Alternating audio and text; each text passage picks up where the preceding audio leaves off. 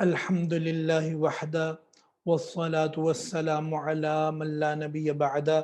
السلام علیکم ورحمۃ اللہ وبرکاتہ۔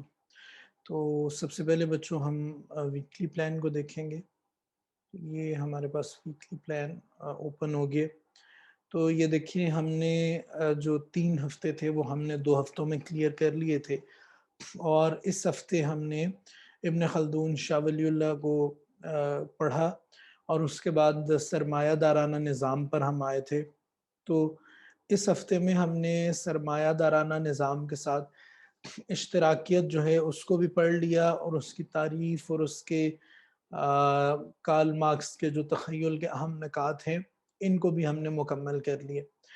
اب ہم نے آج پڑھنے اشتراکیت کی نمایاں خوبیاں، فوائد اور نقصانات، اور اس کے ساتھ ہی کوشش کریں گے کہ اشتراکیت کے نقصانات کو بھی آج ہی ختم کر لیں، اور اشتراکیت والا جو ٹاپک ہے اس کو مکمل کر لیں۔ یہاں آپ ایک چیز دیکھیں کہ جو ہمارے پاس 4 ہفتے سپٹمبر کی جو میں نے ویکلی پلان پہلے بنایا تھا، اس کے مطابق 4 ہفتے وہ اور 1 ہفتہ یہ جو اکتوبر کا ہے یہ ہم مکمل کر چکے ہیں، اور ہم جو اس کا دوسرا ہفتہ ہے اس کے بھی تقریباً درمیان تک پہنچ گئے، کیونکہ تب ہم نے ہفتوں کو 4 دنوں کے حساب سے رکھا ہوا تھا کہ 4 دن لیکچر ہوا کریں گے، اور 5واں دن جو ہے چونکہ 5 دن کلاسز ہوتی تھیں تو 5واں دن ہم نے ٹیسٹ کے لیے رکھا ہوتا تھا۔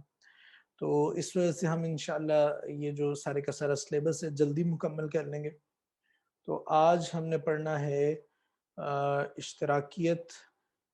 تو اس کے لیے ہم اب کھولتے ہیں اپنی بک جو ہے جہاں سے ہم نے اس کو چھوڑا تھا۔ تو یہ دیکھیں کہ ہم نے اب شروع کرنا ہے اشتراکیت کے نمایاں خصائص۔ تو یہ ہے پیج نمبر 110 پر۔ تو کہتے ہیں اشتراکیت کے جو نمایاں خصائص ہیں، خصائص جو ہے خصوصیت کی جمع ہے۔ تو کہتے ہیں ان میں کیا ہے، نمبر 1 معاشی منصوبہ بندی ہے۔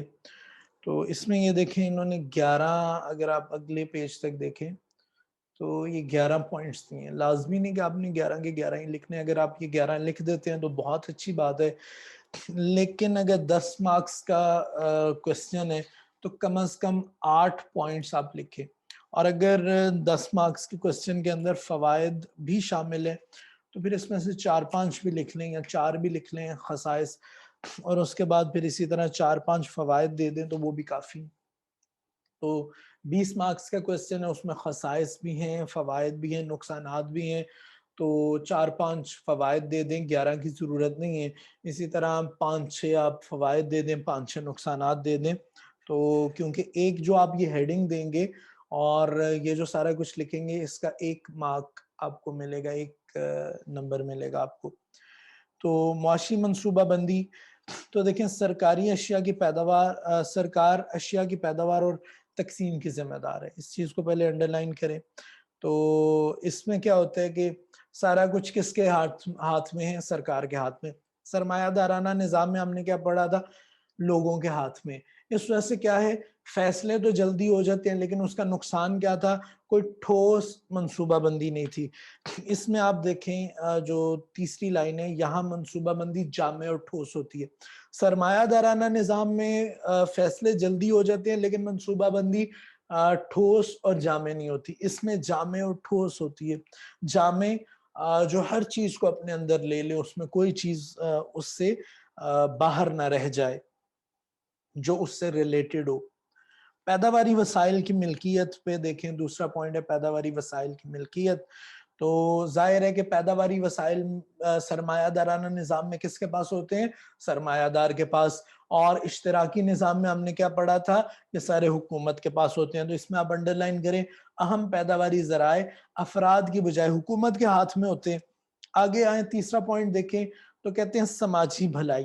اب دیکھیں وہاں کیا تھا، ہر فرد اپنی بھلائی کے پیچھے، اپنے منافع کے پیچھے پڑا ہوا ہے، اور ہم نے اس کے نقصانات میں کیا پڑھا تھا کہ سماجی بھلائی جو ہے نظر انداز ہو جاتی ہے۔ تو تو اس وجہ سے یہ جو اشتراکیت ہے اس کی خصوصیات میں کیا آتے ہیں کہ منافع خزانے میں جمع ہوتا ہے، اس کو انڈرلائن کرے، اور اخراجات خود حکومت کرتی ہے، تو اس وجہ سے بھاری رقوم خرچ کی جاتی ہیں جس کی وجہ سے اجتماعی مفاد قابل ترجیح ہوتا ہے کہ اتنی بڑی جو رقم استعمال کریں اس سے ساروں کا فائدہ ہو، نقصان نہ ہو۔ وہاں کیا ہوتا ہے اپنا فائدہ دیکھا جاتا ہے، دوسروں کا نقصان ہوتا ہے تو ہوتا رہے۔ معاوضوں کا تعین جو ہے یہ اس کی ایک خصوصیت کے اندر آئے گا کہ مختلف عوامل پیدائش، اس کو انڈرلائن کریں کہ معاوضے حکومت مقرر کرتی ہے، طلب و رسد کے تابع نہیں رکھے جاتے۔ اس میں کیا تھا کہ معاوضے طلب و رسد کے مطابق تھے، جو ایک چیز زیادہ ڈیمانڈ میں ہے اس کی مزدوری بھی زیادہ اجرت ہوگی، اس پہ تنخواہیں زیادہ ملیں گی، اور جو چیز ڈیمانڈ میں نہیں ہے اس کی تنخواہیں کم ہوں گی۔ جتنا منافع ہوگا منافع کے مطابق تنخواہیں اور معاوضے اور اجرتیں جو ہیں ان کا تعین ہوگا، لیکن یہاں حکومت جو ہے وہ کر رہی ہے اور اس میں طلب و رسد کا کوئی دخل نہیں ہے، اس کے تابع نہیں ہوں گے۔ یکساں مواقع ملتے ہیں، وہاں کیا ہوتا ہے جس میں جتنی اہلیت ہے، جو آگے بڑھ سکتا ہے اس کے لیے اچھے موقع ہیں، جو چیز ڈیمانڈ میں ہے اس کاروبار کے موقع زیادہ ہیں، جو چیز ڈیمانڈ میں نہیں ہے اس کے کاروبار کے موقع کم ہیں۔ یہاں اشتراکیت میں کیا ہے، اس کو انڈرلائن کریں، افراد کو روزگار کے مواقع مساوی طور پر فراہم کیے جاتے ہیں۔ اس کے بعد آپ دیکھیں جس شعبے میں جیسے اور جتنے افراد کی ضرورت ہے یہ فیصلہ بھی حکومت خود کرتی ہے، تعلیم و تربیت، طبی اور دیگر سہولیات بھی ایک جیسی دی جاتی ہیں، تو یکساں مواقع ہر کسی کے لیے ایک طرح کی فضا بنا دی جاتی ہے۔ آمدنیوں میں تھوڑا فرق ہو جاتا ہے۔ اب دیکھیں اس میں مسئلہ کیا ہے کہ یہ ساری کی ساری اشتراکیت آئی کس چیز کے وجہ سے کہ سرمایہ دار تھے اور ایک مزدور تھے، سرمایہ دار بہت زیادہ کما رہے ہیں، مزدوروں کے پاس بہت کم ہے آمدن، تو انہوں نے کیا کیا، آمدنیوں میں تھوڑا فرق، سارا کچھ حکومت کنٹرول کرے گی، اور بہت تھوڑا فرق رہ جاتا ہے آمدنیوں میں۔ تو اس میں آپ پہلی لائن کے اندر ایک چیز ایڈ کر لیں گے، دیکھیں جس کے مطابق بہت سے حکومت سر انجام دیتی ہے۔ کیا سر انجام دیتی ہے؟ یہاں آپ نے کام لکھنا ہے، بہت سے کام حکومت سر انجام دیتی ہے۔ انڈرلائن کرنے کے لیے دیکھیں قابلیت، ذہنی استعداد، تعلیم و تربیت اور تجربہ کی مطابق معاوضہ مقرر کرتی ہے، اور نیچے آمدنیوں میں تھوڑا فرق ہوتا ہے۔ اب 7واں پوائنٹ دیکھیں، نجی کاروبار پر بالکل پابندی لگ جاتی ہے کہ سارا کچھ حکومت کے کنٹرول میں ہوتا ہے، سرمایہ دارانہ نظام میں ہر چیز ہی نجی ہوتی ہے، ہر چیز ہی اسے کیا کہتے ہیں، حتیٰ کہ کانے اور جو یعنی جو چیزیں ہمارے ہاں پاکستان میں بھی حکومت کے پاس ہیں وہ چیزیں بھی نجی طور پر ہو جاتی ہیں، حکومت کے ہاتھ میں کچھ نہیں ہوتا، اور یہاں کیا ہے ہر چیز حکومت کے ہاتھ میں ہوتی ہے۔ تو کہتے ہیں کوئی کام، کاروبار یا ملازمت اختیار کرنے کی اجازت نہیں ہوتی ذاتی طور پر نا، ذاتی طور پر بھی انڈرلائن کر لیں۔ غیر گروہی معاشرہ، تو دیکھیں گے یہاں انڈرلائن کریں، اس میں کیا ہے طبقات بن جاتے ہیں، ایک امیروں کا گروہ ہے، دوسرا غریبوں کا گروہ ہے، آپس میں کشمکش ہوتی ہے، لڑائیاں ہوتی ہیں، فسادات ہوتے ہیں۔ یہاں مختلف طبقات نہیں پائے جاتے، نیز امیر و غریب میں زیادہ تفاوت۔ یہاں آپ دو چیزیں، امید کو کاٹ دیں، امیر تھا جو اس نے امیر لکھنا تھا غلطی سے امید اور پھر ڈبل ہو گیا، امیر لکھا گیا، اور تغاوت نہیں ہے، یہ غائن کو فے کر لیں اور اوپر سے کھڑا زبر بھی کاٹ لیں، تفاوت ہے، تفاوت یعنی ان میں فرق۔ اور نیچے دیکھیں جو انڈرلائن کر لیں، اوپر جو چیز انڈرلائن کی تھی وہ تھی مختلف طبقات نہیں پائے جاتے، اور سب سے اینڈ پہ دیکھیں زیادہ فسادات بھی نہیں ہوتے۔ جمہوریت کی اس میں نفی ہے۔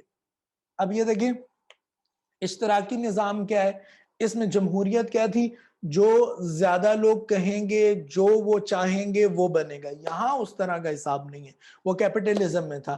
ادھر کیا ہے کہ جمہوریت کو قدم رکھنے کی اجازت نہیں، یعنی جو حکومت کہے گی صرف وہی ہوگا، انتخابات نہیں کرائے جاتے، اور اس میں ایک ہی پارٹی حکومت کرتی ہے، حزب اختلاف کا وجود ہی نہیں ہوتا۔ حزب اختلاف یعنی اپوزیشن پارٹی. حزب کہتے ہیں پارٹی کو اختلاف اپوز کرنے والی, اپوزیشن پارٹی. نیچے انڈر لائن کرے عوام حکومت پر تنقید کرنے, اس کی مخالفت کرنے کی قطعاً آزادی نہیں ہوتی عوام کو.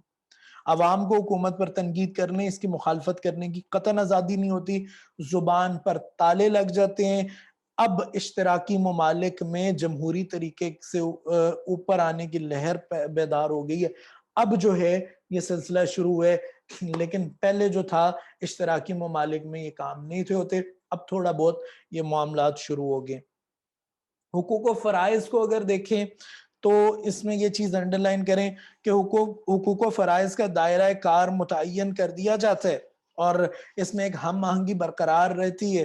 اور آگے دیکھیں حکومت ان کی بنیادی ضروریات کی فراہمی کے سلسلے میں ضامن ہوتی ہے. ضامن یعنی ذمہ دار ہوتی ہے اور اس میں جائز ضروریات پوری ہوتی رہتی ہیں. یہ حقوق و فرائض کے بارے میں جامع نظام ہے. اس کو دیکھیں تو یہ انڈر لائن کریں, یہ فقط معاشی نظام ہی نہیں ہے بلکہ اپنے اندر سیاسی اور سماجی حیثیت کو بھی سموئے ہوئے. سرکاری سطح پر جو فیصلے ہوتے ہیں وہ صرف اقتصادی نوعیت کے نہیں ہوتے بلکہ معاشرتی, تعلیمی, طبی, ثقافتی, تجارتی, خدماتی اور اس قسم کے دیگر امور بھی اس میں شامل ہوتے ہیں. تو یہ تھے ان کی جو خصائص ہیں. اب آگے اشتراکیت کے اگر آپ فوائد پر دیکھیں, اسی طرح ایڈوانٹیجز یا میرٹس اسے کہہ لیں, اور اس کے بعد ہم پڑھیں گے اس کے نقصانات کیا ہیں. تو فوائد میں دیکھیں سب سے پہلا فائدہ انہوں نے لکھا اشتراکی نظام کے مندرجہ ذیل ہیں. کیا ہیں فوائد؟ اس میں فوائد ایڈ کر لیں تو معاشی تحفظ. سب سے پہلے کیا ہوتا ہے؟ معاشی تحفظ ہوتا ہے. معاشی تحفظ کا یہ امین ہے. معاشی تحفظ کیسے ہوتا ہے کہ اب یہاں کسی کے ساتھ ظلم نہیں ہوگا جو کیپٹلزم سرمایہ دارانہ نظام میں ہو رہا تھا. آگے آپ دیکھیں دوسرا پوائنٹ ہے ذرائع کا بہتر استعمال ہوتا ہے. ادھر لوگ کیا کرتے ہیں اپنے فائدے کے لیے چیزوں کو استعمال کرتے ہیں اور کسی اور کا نقصان ہو رہا ہے تو اس چیز کو نہیں دیکھا جائے گا. ادھر کیا منافع کی بجائے اجتماعی ضروریات کو ترجیح دی جاتی ہے اور دوسرا کام کے ملکی وسائل کا بھرپور استعمال کیا جاتا ہے, زیادہ استعمال ہوں یعنی جو ساروں کے فائدے کے لیے. معاشی استحکام, معاشی کیا ہے؟ اکنامک استحکام کیا کہ قائم رہے, سٹیبلٹی یعنی سٹیبل ہے. تو اس میں دیکھیں مجموعی طلب اور مجموعی رسم میں کافی حد تک توازن رہتے. کیپٹلزم میں کیا ہوتا ہے کہ ہم نے پڑھا تھا کہ بعض اوقات جو سرمایہ دار ہے وہ زیادہ مال بنا لیتے, ڈیمانڈ کم ہو جاتی ہے جس سے مال بہت زیادہ خراب ہو جاتا ہے. یہاں کیا ہے مجموعی طلب اور مجموعی رسد کافی حد تک وہ ایک متوازن رہتی ہے. معاشی بحران کا زیادہ خطرہ نہیں ہوتا. اچھا یہاں ایک چیز ایڈ کر لیں, یہ دیکھیں ادھر پھر انہوں نے ایک لفظ کاٹ دیے, یہ جو آپ نے معاشی بحران کا زیادہ خطرہ نہیں ہوتا, اس سے پہلے دیکھیں معیشت کافی حد تک رہتی ہے. کیا رہتی ہے؟ متوازن رہتی ہے. تو اس کے آگے چوتھا پوائنٹ دیکھیں سماجی برائیوں کا خاتمہ. تو کہتے ہیں کہ اس میں معاشرتی برائیوں کا کافی حد تک تدارک ہوتا ہے. وہ کون کون سی معاشی برائیاں ہیں اس میں وہ انہوں نے منشن بھی کر دی. ذخیرہ اندوزی, چور بازاری, ملاوٹ, سمگلنگ اور چوری وغیرہ کو سختی سے دیا جاتا ہے. کیا دیا جاتا ہے؟ اور روک دیا جاتا ہے. ٹھیک, محدود برتری. اب دیکھیں یہاں کیا کہہ رہے ہیں, دوسری لائن میں دیکھیں ہر شخص کو اپنی اہلیت اور قابلیت اور ہنرمندی کے مطابق لازماً کسی نہ کسی حیثیت میں کام کرنا پڑتا ہے. ادھر کے بعض لوگ اسے کیا کہتے ہیں قابل تو ہیں لیکن اپنی قابلیت کے مطابق کام نہیں کر رہے یا روزگار مل ہی نہیں رہا, غریب ہے, اور سرمایہ دار کی کیا کوشش ہے کہ انہیں کچل ڈالے. ادھر کیا ہے کہ کسی نہ کسی حیثیت میں کام کرنا پڑتا ہے. اور آگے دیکھیں ایک مخصوص طبقے کی بالادستی نہیں ہوتی. وہ جو محدود برتری تھی ادھر, وہ ادھر اسے کیا کہتے ہیں, وہ جو ادھر برتری تھی اس کو ادھر محدود کر دیا گیا. اس کو دیکھیں پیداواری استعداد, اگلا جو پوائنٹ ہے اس میں دیکھیں کہ قومی پیداوار میں بہت زیادہ اضافہ کرنے کی کوشش کی جاتی ہے. منافع کا محرک سامنے نہیں ہوتا. وہاں کیا ہے کہ منافع کمایا جائے, وہ جو محرک تھا منافع, اپنے لیے سارا کچھ کیا جائے, اور یہاں قومی بھلائی جو ہے وہ محرک ہے. تو منافع کا محرک نہیں ہے, اس وجہ سے قومی پیداوار میں بہت زیادہ اضافہ کرنے کی کوشش کی جاتی ہے. معاشرتی بھلائی کو دیکھیں کہ اس میں کیا ہے کہ حادثات و حالات کی مدد میں سرکاری تحفظ حاصل ہوتا ہے. یعنی اگر کوئی برے حالات آ گئے یا کوئی حادثہ پیش آ گیا تو سرکاری تحفظ ہے ہی ہے، کیونکہ ہر چیز سرکار کے پاس ہے. اور سرکار اس ساری اشتراکی نظام کا ایک مقصد کیا تھا کہ امیر غریب کا کوئی طبقہ نہ رہے. اس کی ایک تو انہوں نے یہ صورت کی کہ ساروں کو ایک جتنی پے دی جائے، کام ساروں سے ان کی قابلیت کے مطابق لیا جائے، تقریباً ایک جتنی تنخواہ، کوئی امیر غریب نہ رہے. دوسری جو غربت آتی ہے اس کا طریقہ یہ ہے کہ کوئی حادثہ پیش آ گیا اور انسان واپس اس جگہ پر نہیں آ سکتا، اب انسان نیچے گر گئے، اسے اٹھنے میں وقت لگے گا، تو حکومت کیا کرتی ہے کہ اس کا بھی تحفظ کرتی ہے، اسے واپس اس جگہ پر لے کر آتی ہے. وہ جو منافع حکومت کے خزانے میں اس سے مدد کی جاتی ہے تاکہ اس ساری چیز کو بیلنس رکھا جا سکے. تو کہتے ہیں حادثات و حالات کی مدد میں حادثات و حالات کی مد میں سرکاری تحفظ کا تحفظ حاصل ہوتا ہے، یا پھر حادثات و حالات کی مد ہوگا ادھر، یعنی اس سلسلے میں. تو بیماری، معذوری، تنگ دستی اور محتاجی کی صورت میں مستحقین کی مالی مدد کی جاتی ہے. اسی طرح تعلیم و تربیت کی بھی سہولیات بہم پہنچائی جاتی ہے. اگلا آپ دیکھیں طلب و رسد کے مطابق، یعنی طلب و رسد کے مطابق اسے کیا کہتے ہیں، اشیاء کی قیمتوں کا تعین کیسے ہوتا ہے، اس کو انڈرلائن کریں. اشیاء کی قیمتوں کا تعین، عاملین پیدائش کے معاوضے مقرر کرنا. طلب و رسد کی جبری طاقتیں اپنا غلبہ نہیں دکھا سکتی، تو طلب و رسد کے مطابق کچھ نہیں ہوتا. طلب و رسد میں مطابقت جو پیش کی طلب و رسد میں ایک مطابقت بنائی جاتی ہے، ٹھیک ہے. تو وہ جو مطابقت کیسے بنائی جائے گی کہ طلب جتنی ہے اتنی ہی رسد ہو، یعنی جتنی ڈیمانڈ ہے اتنی سپلائی ہو. وہ تبھی ہوگی کہ جب کوئی جبری طاقتیں اس کے اوپر نہ ہو اور سارا کچھ حکومت سنبھالے، جس طرح پیچھے ابھی ہم نے اس کو ڈسکس کیا. نواں پوائنٹ ہے تیز رفتار معاشی ترقی. اس میں دیکھیں کہ آخری لائن کو آپ یہ درست کر لیں کہ اس میں ہے خاص ترتیب سے معاشی ترقی کی قدم بڑھائے، نہیں کے قدم، کی کو کے کر لیں. تو دیکھیں کیا کہتے ہیں کہ اس میں جو اشتراکی کے تحت مربع رفتار جو ہے معاشی ترقی ممکن ہوتی ہے. اس میں انہوں نے آپ کے جو واقعی میں بک میں یہ مربع و رفتار، مربع تو سکوئر کو کہتے ہیں، اور اس کا مجھے نہیں پتا ابھی ادھر انہوں نے کیا چیز لکھی ہے، تو اس کو چھوڑ دیں بارہ، کیونکہ سارے پیداواری ذرائع سرکاری ملکیت میں ہوتے ہیں. مؤثر منصوبہ بندی کی جاتی ہے، وسائل کو بارآور طریقے سے استعمال کیا جاتا ہے، کسی ذریعے کو بیکار نہیں رہنے دیا جاتا. خاص ترتیب سے معاشی ترقی کے قدم آگے بڑھتے ہیں، خوشحالی و فلاح کے اصول کی کوشش کی جاتی ہے. اچھا، سرمایہ دارانہ نظام بھی اسے کیا کہتے ہیں، تیز ہوتا ہے، ترقی کی طرف جاتا ہے، یہ بھی تیز رفتار ہے. آگے دیکھیں غربت کا خاتمہ، یہ سرمایہ دارانہ نظام میں نہیں ہوتا. دیکھیں سر توڑ کوشش کی جاتی ہے کہ افلاس اور غربت کا خاتمہ کیا جا سکے. کئی اقدامات اٹھائے جاتے ہیں. تجارتی چکر کا انسداد. اب دیکھیں وہ کیا کہتے ہیں، اس کو آپ بالکل پوائنٹ کو کاٹ دیں تو ٹھیک ہے. کہتے ہیں ایک فائدہ یہ بھی ہوتا ہے، کاروباری چکر کے حالات پیدائش ہونے دیے جاتے موضوع حالات ہوتے ہیں. کچھ جملے کی مجھے سمجھ نہیں آئی تھی پہلے بھی اور اب بھی، تو اس کو میں نے کراس لگا دیا، اس کو آپ کاٹ ہی دیں. ایک تو جملہ پڑھنے کے قابل بھی نہیں ہے، سمجھ ہی نہیں آ رہی. ماشاءاللہ سے آپ کی کتاب بہت اچھی ہے یہ جو ہے. اس کے علاوہ ہمارے پاس فی الحال میری نظر میں نہیں، ہو سکتا ہے کتابیں مارکیٹ میں آ گئی ہوں، لیکن ابھی آپ اسے کنٹینیو کریں. اگلے سال بچوں کو دیکھیں گے، اگر کسی مارکیٹ میں آ گئی ہوئی تو اگلے بچے شاید بہتر کتاب پڑھ لیں. لیکن ابھی اس کا فائدہ یہ ہے کہ پی ڈی ایف میں بھی اویلیبل ہے. اگلا دیکھیں کہ شعبوں میں ہم آہنگی. وہاں کیا ہوتا ہے، ہر شعبہ، ہر ادارہ وہ انفرادی طور پر کام کر رہے، انڈیویجول ہے، ایک ہم آہنگی نہیں ہوتی. یہاں کیا کیا جاتا ہے، مختلف شعبوں میں باہمی ربط، تعاون اور ہم آہنگی کا عنصر ہوتا ہے. اس کو انڈرلائن کر لیں. اجارہ داریاں نہیں ہوتی. وہاں کیا ہوتا ہے کہ ایک کمپنی، ایک گروہ، اسے کیا کہتے ہیں، ایک چیز کے اوپر قبضہ کر لیتے ہیں، وہ ان کے ہاتھ میں ہوتی ہے، اجارہ داری ہوتی ہے. یہاں اجارہ داری نہیں ہوتی. اچھا، یہ دو اس کے اچھے پوائنٹس ہیں. اس کے نقصانات کیا ہیں، ڈس ایڈوانٹیجز. اس میں ایس کو درست کر لیں گے، ڈس ایڈوانٹیجز ہے اس میں سب سے پہلے ڈس ایڈوانٹیج کے صارفین کی آزادی بھی ختم ہو جاتی.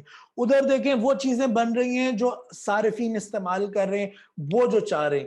یہاں حکومت بتائے گی کہ کیا بنانا ہے کیا نہیں بنانا, یہاں صارف کی حکمرانی نہیں چلتی, اس کی مرضی کے مطابق اشیاء تیار نہیں ہوتی.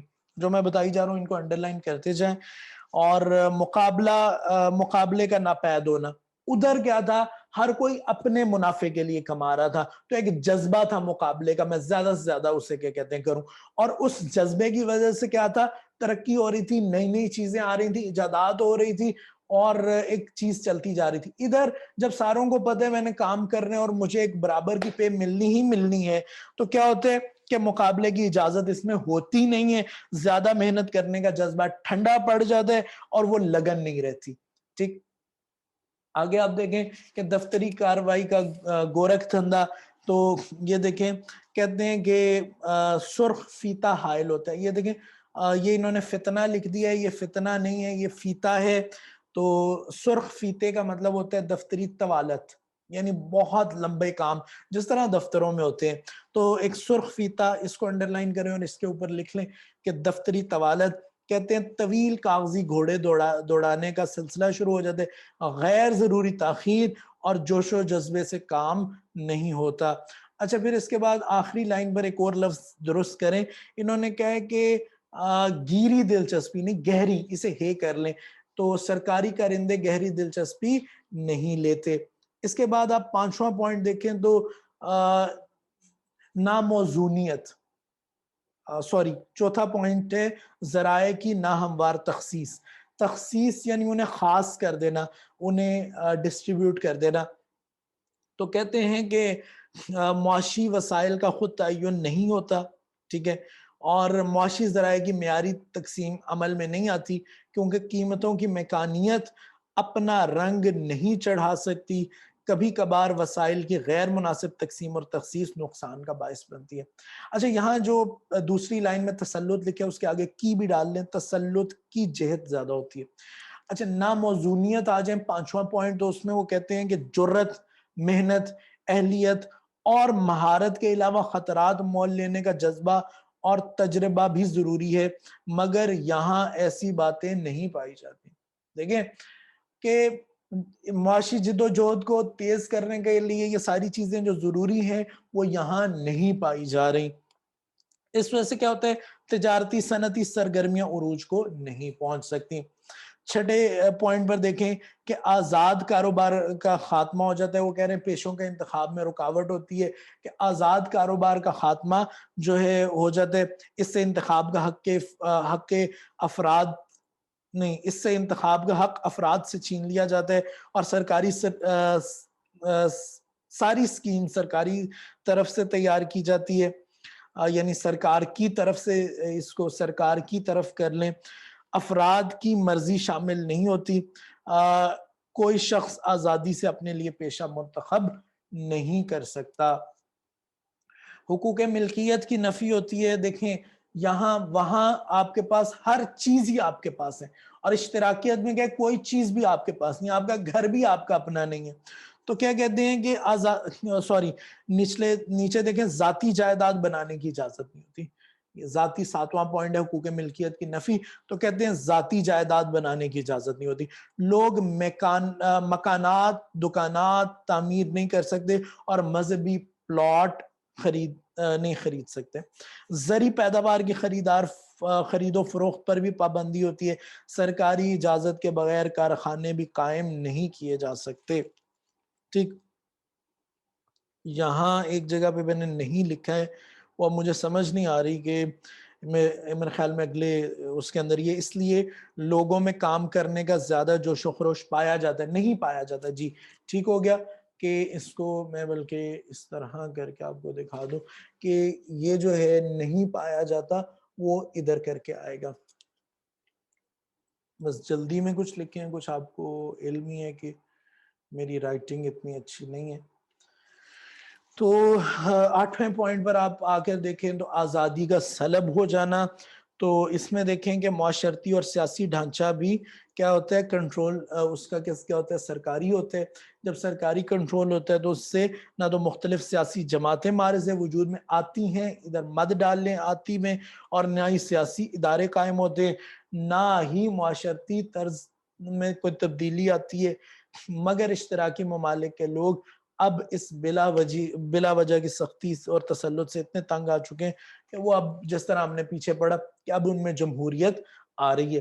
نواں پوائنٹ دیکھیں تو نواں پوائنٹ کیا ہے، طاقت کا زور۔ تو کہتے ہیں ہر قسم کی طاقت حکمران طبقے میں مرتکز ہو جاتی ہے۔ اب دیکھیں وہاں کیا تھا، سرمایہ دار اسے کیا کہتے ہیں طاقت میں تھا، ادھر کون ہے کہ حکومت طاقت میں آ گئی، تو عوام تو پھر ادھر کی ادھر رہ گئی۔ تو اس چیز کو انڈر لائن کریں کہ ہر قسم کی طاقت حکمران طبقے میں مرتکز ہو جاتی ہے، عوام کی بات پر کوئی کان نہیں دھرتا، زیادہ دولت بھی حکومت کے پاس جمع ہوتی ہے، عوام کے مطالبات کو سختی سے رد کر دیا جاتا ہے۔ اس کے آگے دیکھیں ترقی کی پرکھ یعنی ایویلویشن، یعنی ایویلویٹ کرنا، اس کی ویلیو جاننا، تو اسے کیا کہتے ہیں ترقی کی پرکھ، ایویلویشن آف گروتھ۔ تو اس میں یہ انڈر لائن کریں یہ نظام اس سلسلے میں کافی پیچھے کہ کیسے اس کی پرکھ کی جائے گی۔ تو کہتے ہیں اس لیے اس کا یہ دعویٰ غلط ثابت ہوتا ہے، دعویٰ تو کرتے ہیں لیکن اس کا دعویٰ غلط ثابت ہے۔ 11واں پوائنٹ دیکھیں، کارکردگی متاثر ہونا۔ کہتے ہیں سارے وسائل سرکاری تعویل میں ہوتے ہیں، اس وجہ سے کارکردگی پر بہت برا اثر پڑتا ہے اور اس سے بددلی بھی پیدا ہوتی ہے۔ افسر شاہی کا غلبہ۔ افسر شاہی کسے کہتے ہیں؟ بیوروکریسی کو۔ بیوروکریٹس جو ہوتے ہیں انہی کا سارا راج ہوتا ہے، ساری جو شاہی ہے وہ افسروں کے پاس ہوتی ہے۔ تو بیوروکریسی جو ہے، بیوروکریٹ کہتے ہیں افسروں کو، جو بڑے افسر ہوتے ہیں 20-21ویں گریڈ کے افسر، 22ویں۔ تو یہ جو افسران ہیں 20-21 گریڈ کے جو افسران بیوروکریٹس جو ہوتے ہیں انہی کے ہاتھ میں سارا ملک ہوتا ہے۔ ہمارا پاکستان کو بھی دیکھ لیں تو بیوروکریٹس ہی ملک کو چلاتے ہیں، تو اسے کہتے ہیں افسر شاہی، یعنی ساری کی ساری شاہی جو ہے وہ افسروں کے ہاتھ میں۔ اس میں نوکر شاہی اور افسر شاہی ساری خرابیاں اور معاشرے کو نقصان پہنچاتی ہیں، برائیاں سر اٹھاتی ہیں۔ مذہب کے خلاف پروپوگنڈا۔ اب یہ دیکھیں کارل مارکس جو تھا یہ مذہب پر، روحانیت پر یقین نہیں تھا رکھتا۔ تو یہ دیکھیں اس کو انڈر لائن کریں، ہم نے جیسے زمین کے بادشاہوں کو تخت کے نیچے گرا دیا ہے، اسی طرح آسمانی بادشاہ کو عرش سے نیچے گرا دیا۔ اور اس کے ساتھ میں نے کراس لگایا ہوا ہے، وہ آگے جا کے بھی دیکھتے ہیں، ابھی سمجھ آ جائے گی کہ وہ کیوں لگایا ہے، لیکن آپ یہ چیز انڈر لائن کر لیں کہ وہ یہاں تک کہتے تھے مذہب کے وہ شدید خلاف تھے۔ میکسم گورکی، اس کو انڈر لائن کریں، اور پھر آگے یہ انڈر لائن کریں خدا کی تلاش ایک بیکار مشغلہ ہے، اسے بند کر دو۔ یہ دا نہیں ہے، کردہ نہیں ہے، اسے کر دیں، اسے بند کر دو۔ خدا تلاش نہیں کیا جا سکتا، خدا بنایا جاتا ہے۔ اسی طرح مسٹر زویب کیا کہتے ہیں؟ وہ کہتے ہیں جب تک کوئی شخص مجمع عام میں کمیونسٹ اور انکار خدا کا افکار نہیں ہے، یہ انکار ہے، انکار خدا کا اعلان نہ کرے تب تک کمیونزم کا ممبر نہیں بن سکتا۔ اس کے آگے دیکھیں مسٹر اینجلز، وہ کیا کہتا ہے؟ وہ کہتا ہے کہ ہم نے آسمان کے بادشاہ کو پکڑ کر عرش سے نیچے گرا دیا ہے جیسے ہم نے زمین کے بادشاہوں کا تخت، یہ خے کا نقطہ لگا لیں، جیسے ہم نے زمین کے بادشاہوں کو تخت سے گرایا ہے۔ یہ دیکھیں یہ وہی جملہ ہے جو آگے آ رہا ہے، تو غالباً جو میں نے اس کا کراس لگایا تھا اس کا یہی مقصد تھا کہ یہ ساری کی ساری چیز، یہ پورا پیراگراف ادھر سے کاٹ دیں اور یہ 1926 سے ساری چیز شروع کریں، اور آگے پھر جہاں اقوال آ رہے ہیں وہاں یہ سارے اقوال آ جاتے ہیں۔ کارل مارکس کہتے ہیں مذہب عوام کے لیے بمنزل ہی افیون ہے، یعنی اپنے اعتبار سے افیون ہے۔ اب یہاں بمنزلی ہی کو لگانے کی ضرورت نہیں تھی، بمنزلی ہی یعنی اپنے اعتبار سے، جیسے رسول اللہ صلی اللہ علیہ وسلم نے حضرت علی کو کہا کہ علی تمہاری، اسے کیا کہتے ہیں، میرے ساتھ منزلت، یعنی میرے ساتھ تمہارا وہ مقام ہے جو ہارون کا موسیٰ کے ساتھ تھا۔ تو وہاں بھی منزل کا یعنی جو مقام ہے۔ تو آگے دیکھیں لینن کیا کہتا ہے؟ لینن کہتا ہے کہ ضابطۂ اخلاق یعنی حلال و حرام، اچھا برا اچھا و برا، ثواب و عذاب جو کہ انسانیت کے لیے باہر سے لایا گیا ہے، یعنی وحی آسمانی کے ذریعے سے ہمارے نزدیک کوئی قابل قدر چیز نہیں ہے، بلکہ یہ محض مفروضہ دھوکہ اور فریب ہے۔ آگے دیکھیں، کتاب کمیونزم کا مصنف لکھتا ہے نیکی اور بدی کے لیے ایک اصول ہے، ہر وہ کام جو اشتراکیت کے لیے معاون اور مددگار ہو وہ نیک اور خیر ہے، اور جو کام اشتراکیت کی ضد اور منافی ہوگا وہ گناہ اور شر ہے۔ آگے آپ نیچے چل کے دیکھیں تو پھر یہ وہی چیز جس طرح کی پیچھے گزری ہے وہ آئی ہے، لیکن اس سے پہلے آپ یہ انڈرلائن کریں کہ مذہبی فریب خوردگی، خوردگی یعنی خوردہ یعنی کھانے والا، فریب خوردگی یعنی دھوکہ کھانا، تو مذہبی فریب خوردگی سے نجات دلانے کی خلاف الوہیت یعنی خدا کا قیام عمل میں آیا۔ اچھا، اب کیا ہے، وہ کہتے ہیں کہ جو مذہبی چونکہ فریب دینا چاہتے تھے تو وہ اس کے لیے یہ جو ہے الوہیت، جو خدا جو ہے اس کا قیام عمل میں آئے، اس کو انڈرلائن کرے۔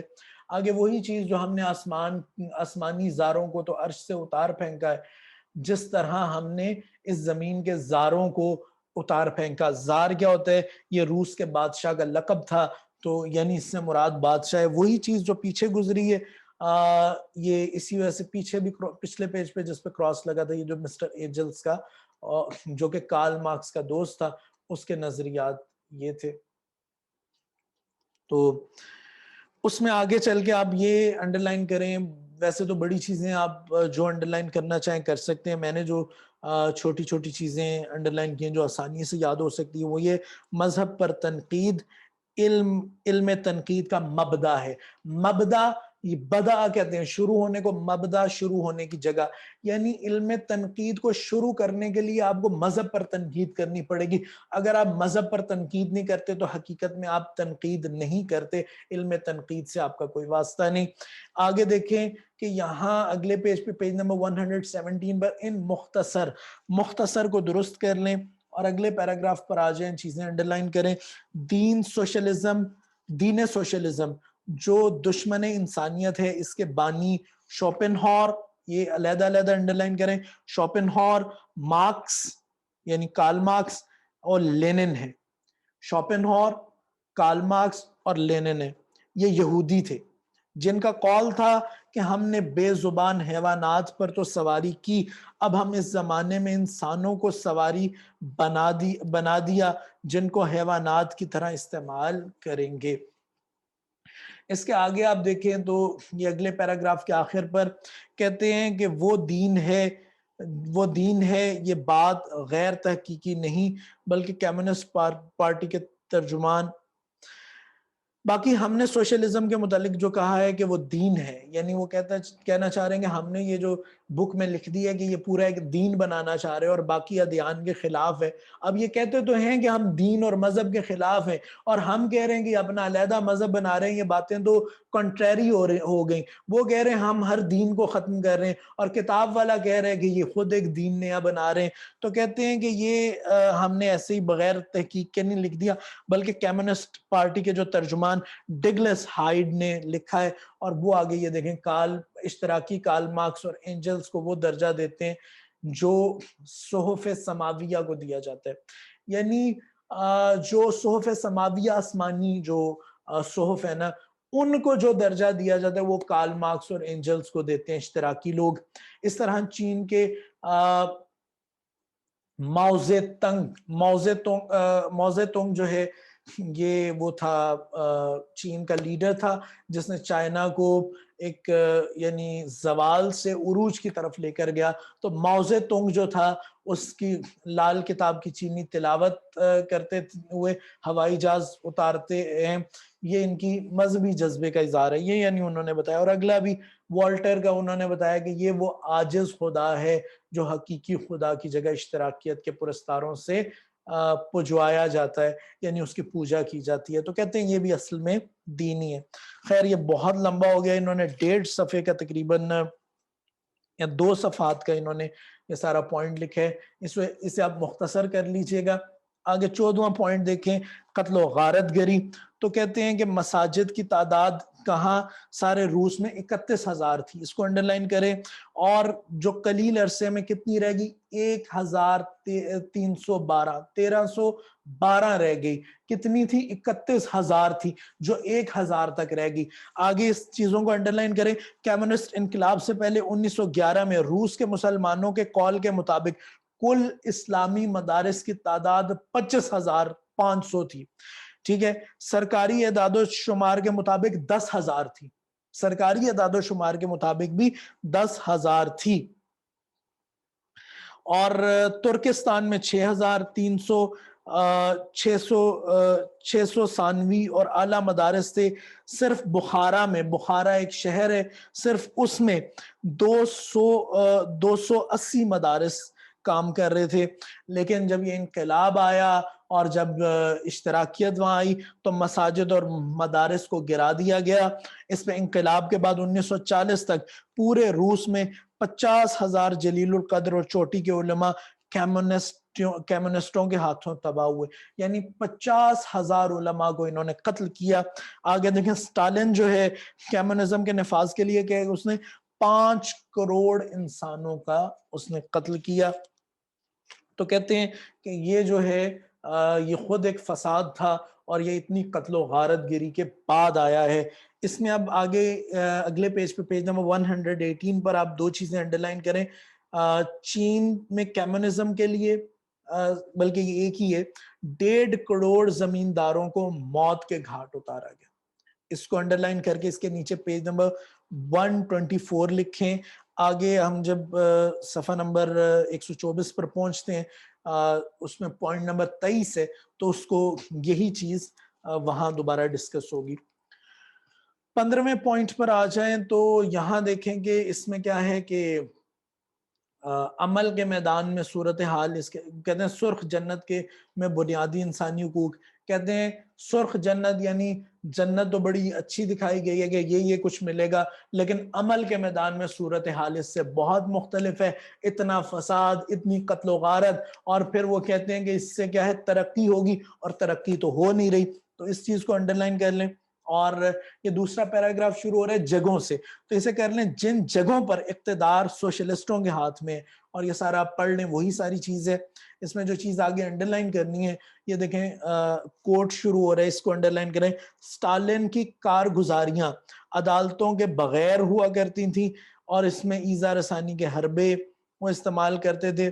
وہ ان کے اسے کیا کہتے ہیں, اس میں آگے تیسری لائن پر دیکھیں وہ ان کے مخالف ہیں.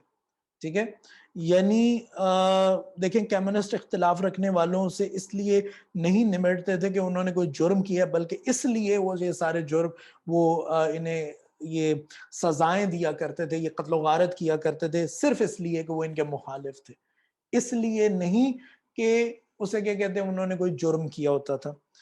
اس کے بعد آگے آپ دیکھیں 16واں پوائنٹ ہے غیر طبقاتی معاشرہ. اس میں انہوں نے وہی سارا لکھ دیا کہ اشتراکی معاشرے میں طبقاتی تقسیم ناپید ہوگی, مزدوروں کی حکومت ہوگی, یہ وہ کہتے تھے, اور وہ ایک غیر طبقاتی معاشرہ بنانا چاہتے تھے.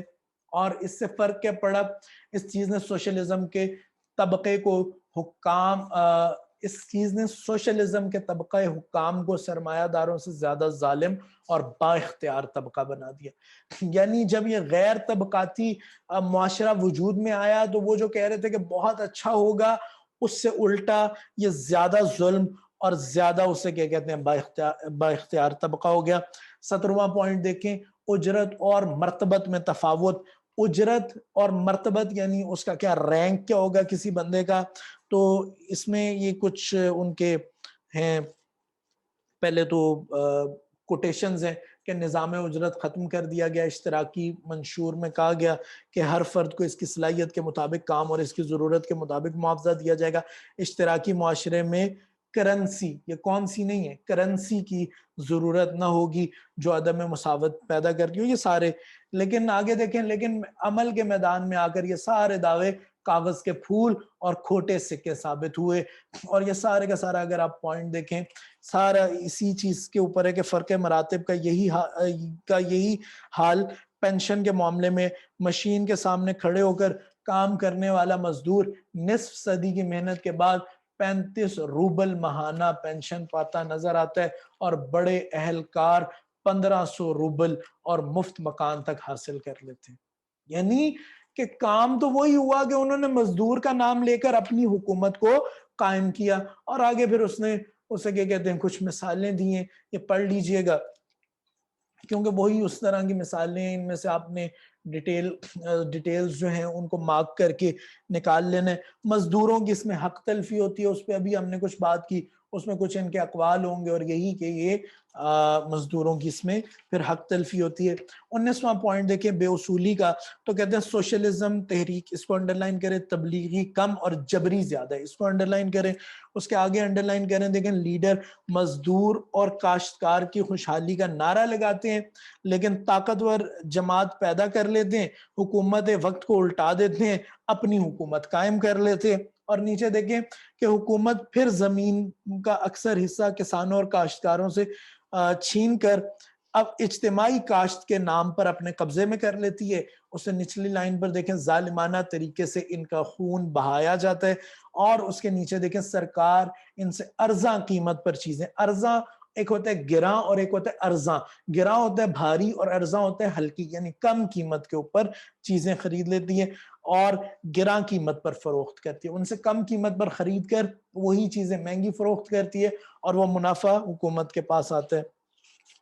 سوشلزم اور مساوات پر یہ ساری بات کر لی، یہ سارے کے سارے کچھ فگرز ہیں، ان کو آپ دیکھ لیں اور انڈرلائن کر لیں، اور اس میں انسانی حریت اور مارکسیت 21واں پوائنٹ ہے، اس کو بھی پڑھ لیں کہ انسان جو ہے اس کو انہوں نے قید کر دیا، اس پر بہت زیادہ پابندیاں لگا دی، اور جبکہ اسلامی نظام جو ہے یہ دیکھیں زمام کار اگر مزدور، علامہ اقبال نے اس سوشلزم کے خلاف کیا لکھے، زمام کار اگر مزدور کے ہاتھوں میں ہو پھر کیا، طریق کوہ کن میں بھی وہی ہیلے ہیں پرویزی، یعنی اگر آپ زمام کہتے ہیں لگام کو، تو اگر سارے کاموں کی لگامیں جو ہے مزدور کے ہاتھ میں بھی دے دیں تو کیا فرق پڑتا ہے۔ یہ کوہ کن کہتے ہیں کہ کوہ کو، پہاڑ کو کاٹنے والا، کہتے ہیں وہی ہے، اسے کیا کہتے ہیں ہیلے ہیں، وہی سارا کچھ ہے۔ تو اس کا یعنی آپ آگے پہلے پیچھے سرمایہ دار تھے، اب مزدور ہیں، آپ نے مزدوروں کے ہاتھ میں سارا کچھ دے دیا، لیکن نظام تو وہی رہا، نظام کو تو آپ نے نہیں تبدیل کیا۔ تو سوشلزم بھی سرمایہ داریت کی طرح ہی کا نظام ہے، جس میں ظلم ہے، جس میں جبر ہے، جس میں بربریت ہے، جس میں بہت کچھ ہوتا ہے۔ یہی اگلا پوائنٹ 22واں غریبوں پر ظلم، اس میں کہتے ہیں کسانوں اور مزدوروں کو سبز باغ دکھائے گئے، ایک لائن چھوڑ کر نچلی پر آئیں، معمولی اقلیت اور عظیم اکثریت کے درمیان مقابلہ شروع ہوا، ایسے مقابلے میں قدرتی نتیجہ یہ ہونا تھا کہ اکثریت کامیاب ہو، اس لیے یہ کسی صداقت کا نتیجہ نہ تھا۔ اس کے آگے نیچے دیکھیں، اقتدار ہاتھ میں آیا، اصلی حقیقت پھر آئی، اور انہوں نے ساری چیز کو اشتراکی حکومت کو مستحکم ہو گئی، دوسری جنگ کسانوں سے ہوئی، اور سٹالن کے قرار کے مطابق 1 کروڑ کسانوں کو قتل کیا گیا، جو سوشلزم مطبوعہ 1967 میں درج ہے۔ ٹھیک ہے، کہتے ہیں سٹالن نے خود کیا چیز کا اقرار کیا، یہ انڈرلائن کریں، ممکن ہے اصل تعداد اس سے بھی زیادہ ہو، 1 کروڑ سے بھی زیادہ ہو۔ اس کے علاوہ روس نے 19 لاکھ افراد کو موت کی سزا دی، 20 لاکھ افراد کو جلا وطن کیا گیا، 50 لاکھ کو مختلف سزائیں دی گئی۔ زمینداروں پر اگر آپ تشدد، یہ میں نے کہا تھا پیج نمبر 124 جو پیچھے مارک کروایا تھا ہیڈنگ نمبر 23 کے اندر، تو یہ دیکھیں اتحادی اسمبلی منعقدہ 3 دسمبر 1951، یہ اس کی ڈیٹ ہے، اس کو انڈرلائن کریں، اس کے اوپر پیج نمبر 118 لکھ لیں۔ وہ جو 118 کے اوپر ہم نے وہ جو ریفرنس دیا تھا کہ چین میں کمیونزم کے لیے 1.5 کروڑ زمینداروں کو موت کے گھاٹ اتارا گیا، وہ یہ ریفرنس ہے، اتحادی اسمبلی منعقدہ 3 دسمبر 1951۔